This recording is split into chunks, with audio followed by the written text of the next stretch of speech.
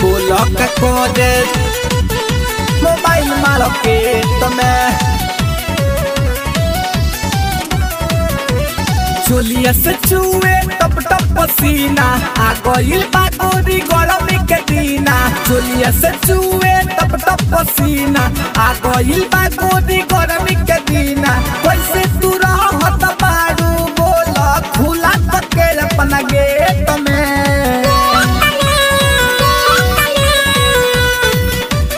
बोला का करत बारू करे जा बोलका कोदे जालू कोदे रहले के मोबाइल मारो के तमे बोलका कोदे दात बाड़ू लेके मोबाइल मारो के तमे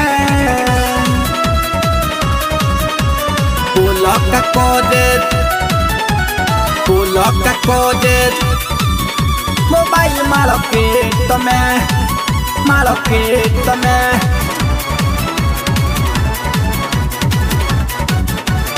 उठवा के लाली चुसाई लबा कनवा के बाली तुराई लबा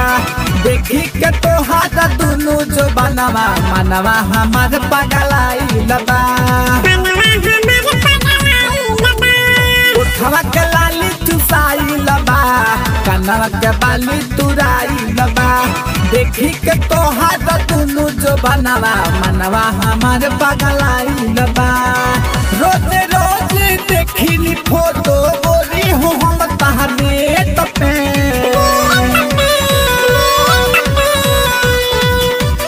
बोला का करत बाड़ू ए रानी बोला का करत बाड़ू ए रानी लेके मोबाइल मारो के तमे बोला का करत बाड़ू रे करे जा लेके मोबाइल मारो के तमे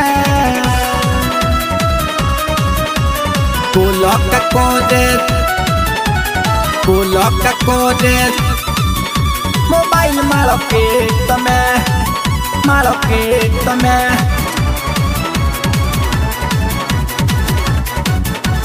सज के सवर के जबावेलू पौना के पायल बजावेलू रहिले गोरी हमरा त भजा गल नैन से चैन चोरावेलू सज के सवर के जबावेलू पौना के पायल बजावेलू रहिले गोरी हमरा त भजा गल नैन से चैन चोरावेलू रोज रोज मिल जात बारू पंडित जी के लब खेत में बोलका करे जात बारू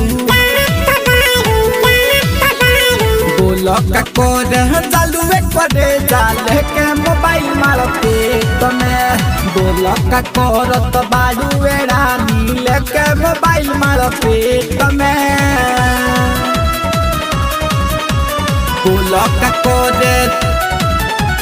Coloca codet mobile malo que tome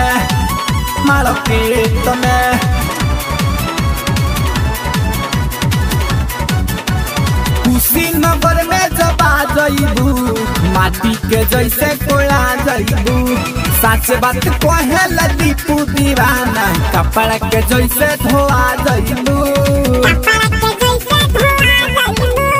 Kushinagar में दबा जइबू माटी के जैसे कोला जइबू सच बात कहे पवन प्रजापति जी कपड़ा के जैसे धोआ जइबू आदि तवार मिलेला बोलावे गोदी हो नजरे तमे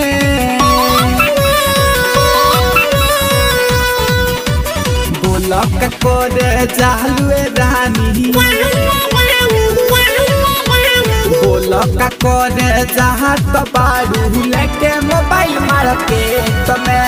बोलका करत बारू करे जा लेके